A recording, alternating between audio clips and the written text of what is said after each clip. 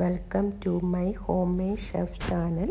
ഇന്ന് നമുക്ക് പച്ച ഏത്തയ്ക്ക കൊണ്ട് ഒരു കറി ഉണ്ടാക്കാം. അതിനുവേണ്ടി ഒരു കുക്കർ അടുപ്പത്ത് വെച്ച് അതിലോട്ട് 1 കപ്പ് വെള്ളം ഒഴിക്കുക. അതിനുശേഷം അതിലോട്ട് ഒരു 1/2 കപ്പ് പരിപ്പ് ഇടുക.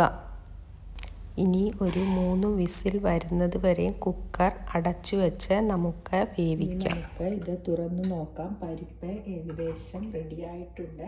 നമുക്ക് ഇതിലോട്ട് 1 കപ്പ് ഏത്തയ്ക്കായ അരിഞ്ഞത് ഇടാം. എന്നിട്ട് നമുക്ക് ഒരു 2 വിസിൽ വരുന്നത് വരെ വീണ്ടും ഇത് വേവിക്കാം.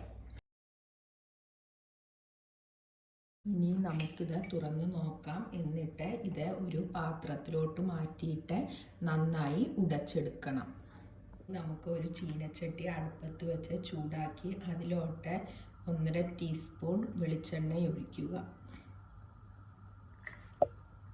ചൂടായിട്ടുണ്ട്. അതിൽ 1/2 ടീസ്പൂൺ കടുകിടുക. ഇതിലോട്ട് ഒരു ചെറിയ സവോള ഇടുക. 2 അല്ലി വെളുത്തുള്ളി അരിഞ്ഞതും കൂടി ഇട്ട് നന്നായി ഒന്ന് വഴറ്റുക. ഏകദേശം വഴന്നു വന്നിട്ടുണ്ട്. ഇതിൽ 1/4 ടീസ്പൂൺ മഞ്ഞൾപ്പൊടി, 1 ടീസ്പൂൺ മുളക് പൊടി, കുറച്ച് കരിവേപ്പില ഇവയിട്ട് നന്നായി വഴറ്റുക. ഏകദേശം പച്ചമണം മാറിയിട്ടുണ്ട്. ഇതിലോട്ട് നമുക്ക് നേരത്തെ വേവിച്ചു വെച്ച കഷ്ണം ആഡ് ചെയ്യാം. ഇതിലോട്ട് ആവശ്യത്തിന് ഉപ്പ് ചേർക്കാം. കുറച്ച് വെള്ളവും കൂടെ ചേർത്ത് നന്നായി മിക്സ് ചെയ്യുക. നന്നായി ഒന്ന് മിക്സ് ചെയ്ത് ഒരു 10 മിനിറ്റ് ചെറിയ തീയിൽ വേവിക്കുക. നമുക്ക് വെയിറ്റ് ചെയ്യാം.